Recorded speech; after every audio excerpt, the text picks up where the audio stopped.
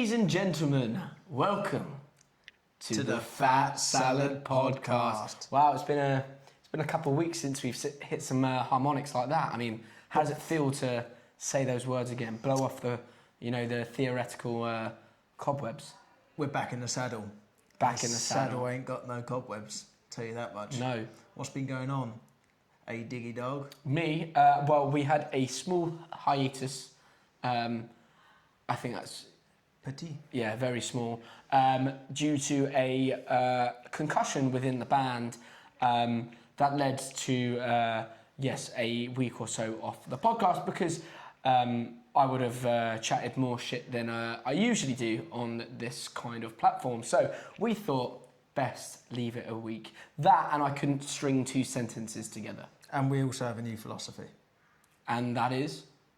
Well, we're going to do less but more high quality. Less is more. Less is more. We will do a podcast when we have things happening because, I mean, where we're trying to make this our full-time career, but realistically we have other things that we need to do, like you've landscaping business, for example, and I work in sales. Like we have to have a balance of work and the band, which realistically means we're not working every day, or well, we can do bits every day, but it's not drastic things, a whole day's work every day, which means we have less to speak about. So what we're trying to do is focus on more of, like Elliott said, the quality rather than the quantity.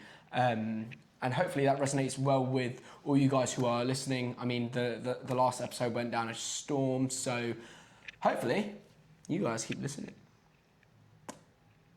That was disgusting. Right, so what are we talking about this week? What's going on? Well, this week, actually, great week to be back. Do you know why, Al? Because this Thursday, 23rd of July, that's actually tomorrow, right?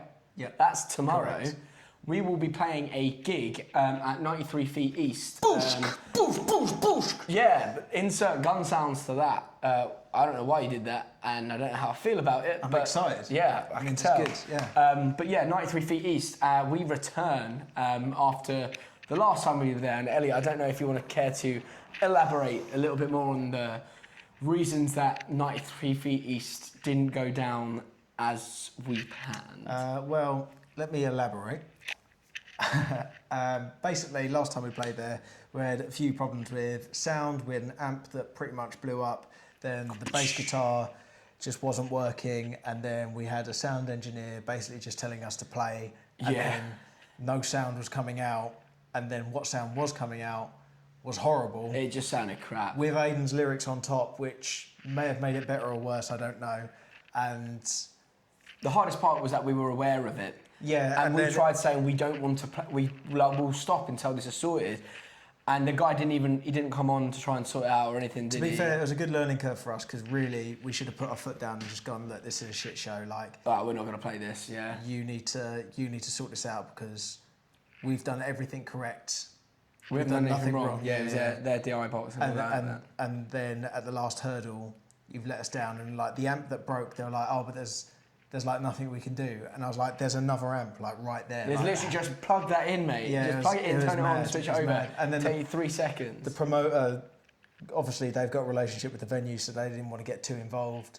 And so, well, actually, do you remember the promoter at the time was waiting outside, paid no attention to the gig. Oh, yeah. And then actually... He was on the door doing the tickets, but like doing the tickets, and then when we were on, still was just outside chilling, like not doing anything. And then after the gig, he came in and pretended like he'd watched the show. Yeah. And he was like, oh, so how was it, guys? It sounded great, like it was sick. And we were just like, did you watch any of that? So like, we know you were outside. We're in the middle of an argument about the sound. And he was like, yeah, that was sick. I mean, she said we weren't very happy with the venue and X, Y, Z, and then he kind of just palmed it off. And then, what was it? We just got a ton of rings back from him being like, can you play the next show? And we were like, we don't want to work. Yeah, it was literally with you. like the Monday morning afterwards. It was like, oh, so you're good for booking the next show? I was like, nah, not with you. Yeah. So anyway, that was our previous experience. And that's, Boom. I don't think that's not on the venue. I think that's more whatever sound guy was working that night and the promoter. And then also, if we're being true to ourselves, I think we should have been more authoritative And we should have just been like, we sold tickets. We're not playing. And we had a and we're responsibility. presenting the show. So at the end of the day, we should just gone, look, listen, put a foot down. This happens. But we move on. And so, why is this show so exciting? What's going down? Who's on the lineup? Funny story. We thought we were supporting a band called Virouette who are touring from the US, which is exciting. Like, I don't think we've ever played with a US-based band. No, we haven't. So time to make some US friends, which should be fun. It should be radical. And then I'm gonna dress up as a baseball player. Yeah, you have to. Yeah, you have to. You could be basketball. Yeah, I was going to go as Trump, but yeah, that's a better. Actually, no, Nathan's going as Trump. Oh, okay. He dibsed it. Yeah. Okay. Right. Rob's doing Barack Obama. Okay, just to get. Yeah, okay. Right. And so they're coming over they're doing a UK tour at the moment. Correct, Amando. Their tunes sound cool, so I'm excited to meet them. But yeah, we thought we were initially supporting these guys because that was the essence of the messaging, and then we asked them where we were on the lineup, and they said. Oh yeah, so you guys will be you'll be on just after us. Yeah. And I scratched my head for a second. I think I must have called you up or something. I just said, does that mean we're headlining? So news is in. We are headlining. We're headlining, on Thursday. boy. But for us, actually, it's an exciting opportunity because they're putting the event on. They're doing everything themselves. So it's time for us to show up, do what Fat Salad can do, bring a few people down. And to be honest, we've got a couple new songs that we want to play. So and we're talking fresh, so fresh that no one's heard them. It was as a band, we've only heard it put together a handful of times. That's how fresh. It's called Fool's Gold, and we are excited to play it. And Elliot, for you, what was the feeling in the rehearsal room when kind of things started to fall into place? Because obviously. Let's discuss the writing of it a little bit and actually how quickly that kind of song put itself together. I think it was just like a writing session, wasn't it? And then you, me and Rob were jamming. Well, you had a riff straight off the bat, didn't you? No, someone was playing some chords and I said, oh, Rob. It was me. No, I said, Rob, play the things like this because I think I have something to go over this. Or I had the bass of the riff, but I didn't really have it fully. And then we started doing it and it was like, oh, okay, cool, this is the vibe. And then we did that. I think we got really excited about it, and Nathan was like, "Nah, I'm not a fan," or he didn't say that. Nathan wasn't there. That's why he wasn't a fan of it. And I swear, we must have sent it into the group chat as a demo. And oh yeah, but he never listens to demos. Come on. And then we had a full sort of rehearsal, and I started playing the riff, and then Rob was like, "Oh yeah, I dig that," and then you were like, "Oh yeah, I might have some words for it," and then Nathan was like, "Oh, I hear the chorus part." And then he started doing the... Well, he did the... just the kind of hook. Yeah. And it to be fair, it was infectious. As soon as he did that, the song had kind of... In my head, lyrically, I already kind of knew what we were going to do for the verse. Yeah. And the melody was there for the pre-chorus and the chorus. It was just okay, what words do I put to this and how do we kind of bend it? And actually, I think it was one of the first songs where... usually, the way I think the Fat Salad writing pattern is that I will do the majority, if not all, of the lyrics, which actually means that a lot of the storytelling falls in my remit, which is fine. But sometimes it's when we write a song together like that, I think it was actually the first time where we kind of grouped together and we went, okay, what do we actually want this to be about? These are the couple words that I've got already. What direction do we want it to go in? And I actually thought that was really fruitful for us because immediately after having a little bit of input from everyone else, it was so easy for me to finish writing it. I don't know how to explain it in the case of when you write with other people, obviously when you write with yourself, you will write within your own box. Yeah. You can't write outside of your own box because you only know your own box, right? That makes sense. You only have your vocabulary, your thesaurus, your thoughts at the time. Your what? Vocabulary and thoughts at that time. And the book. What? The book that you use to look up other words that mean a similar thing. A thesaurus? Yeah, okay. Struggled first time, that's all. Oh, yeah, well, okay. I'm reading off long words. Sounded like a dinosaur. Go on. So, you only have your kind of a perspective of those things. So, it's as simple as when George was in the band, it was as simple as he'd say like a couple words, and I'd already know the direction of the song, but the words were so like they put me on a new track of thinking. It was like, oh, actually, I really love this. I'm gonna pinch bits from this area of my head that I wasn't actually in at the time, and so like even stuff like that, like I can write a song a lot quicker sometimes, depending on what creative space I'm in, like that when I've just got a little bit more give from the band. So actually, I thought that was a really good demonstration of how quickly we can do something when it's just like you're firing and banging off ideas on each other. Do you feel like, in terms of vocal phrasing, you've been pushed a little bit differently in this one as well?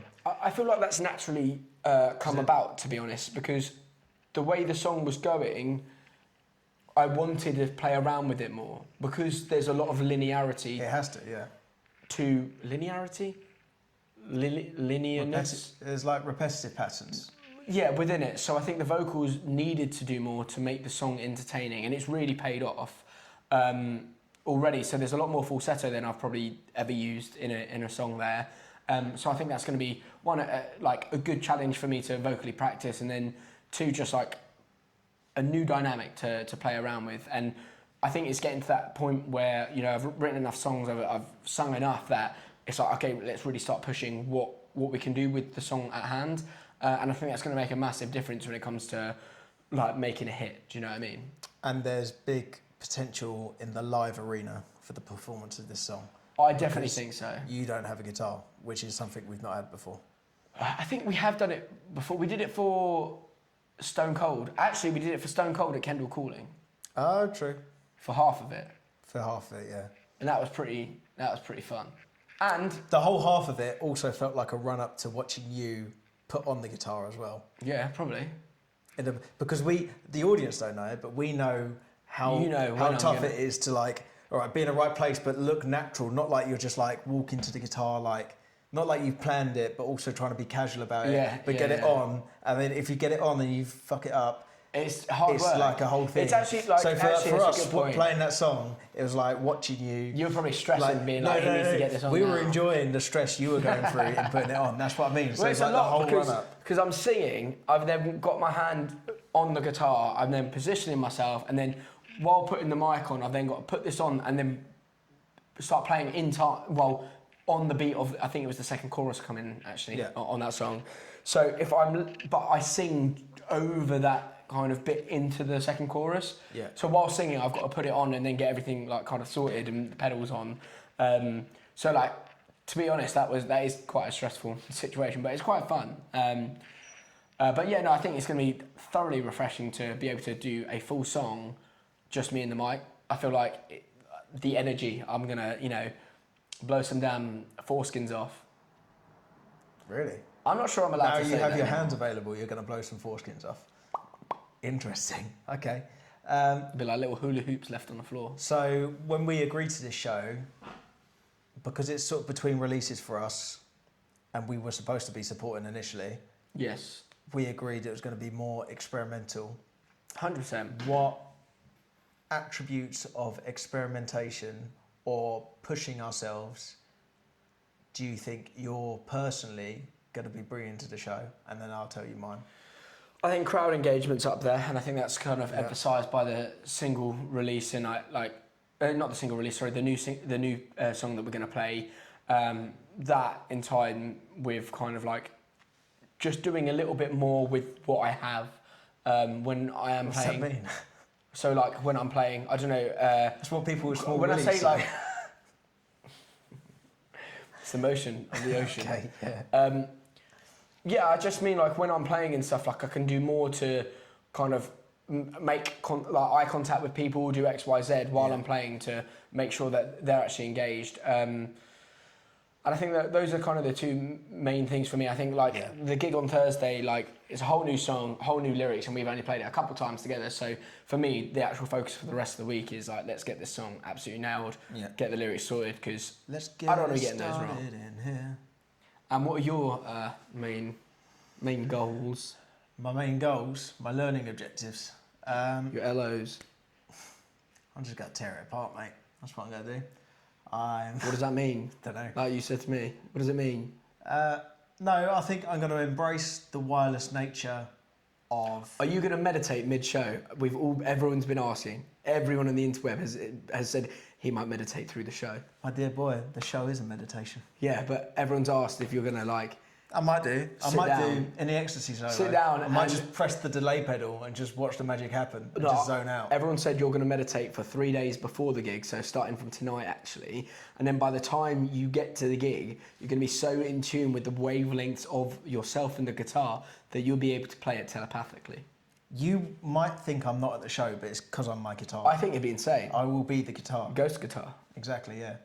No, if I start meditating 3 days before, I'll float to the gig. And that'd be pretty cool. Exactly, yeah. No, you'll be going, ooh, ooh, ooh. Yeah, or I might do that. Yeah, no, I'm going to embrace the wireless nature of the lead. I think I've mapped out I do think that's songs a good shout to... a little bit better on where I can do it and where I can't do it. Because sometimes... So it's weird, you have to make a trade-off. It's like, if you go into the crowd, that's cool, but then you don't have access to your pedal. So you need to do it in a song where you can get away with doing that without having to rush back. I've definitely seen you go into the crowd before and be like, panic shit. when you realise you're too far. It's like when you swim out to sea, right? Yeah. And then you turn back and you realise, oh fuck, that's actually Like, far. I really don't like, have, and you're like, oh, I'm actually, and these waves are actually quite strong. Yeah, And you're starting to go like, how do I actually get back? That's probably the best description I can describe. And you just look back at me like, and I was like, what do you want me to do? What I should really do is have them labelled. So it's like, on the lead boost, it's like, it just says lead for this song, and I'll look at you and you go, oh, okay, and press that. That'd be cool.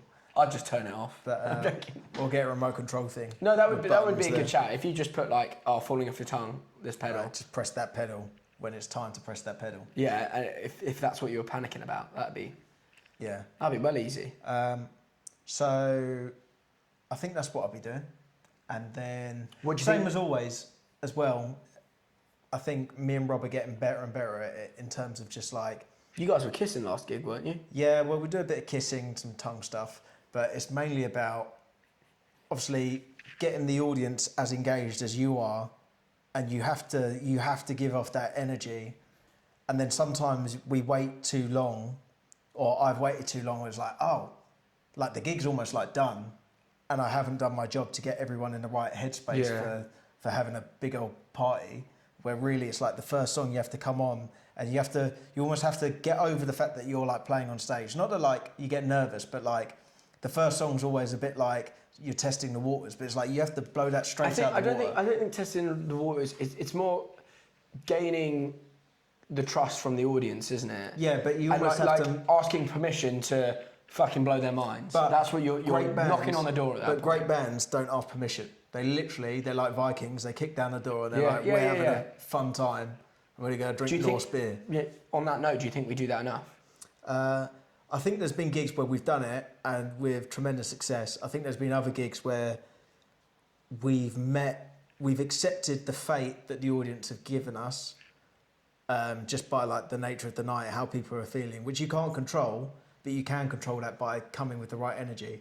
But if you just accept that and you're very passive about it, then it's very easy to have a very flat show. Yeah. I think you have to show some sort of resistance. The magic is you have to meet people halfway, and it's like, oh yeah, I can have fun and I can be loose because the band permit me to do that. Whereas some bands you just see like, oh, I'm trying to be like I'm in the Strokes, and I'm just playing it cool and just like looking down. It's like that's wicked once you've earned the aura to do that.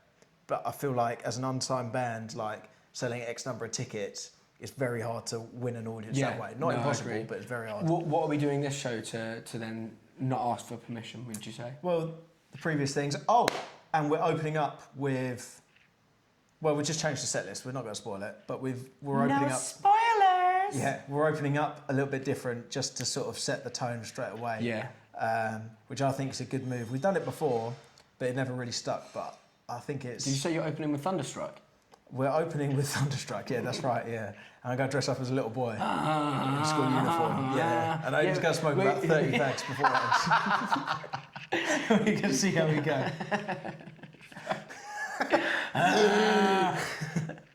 All right. Well, on that bombshell, get your tickets. Links are in the old Instagram bio. in the description. If you're watching this on YouTube, please like and subscribe. It will help us enormously. Our last video just got 2K views, and we are psyched about that. And we're looking to give you more sort of quality content moving forwards as and when stuff happens with the band. And yeah, stick around, join the journey. If you're not listening to us, listen to us on Spotify. Fat Salad, get after it. It's good to be back. Good to be back, baby. Come on! And Richard Hammond's coming to the show.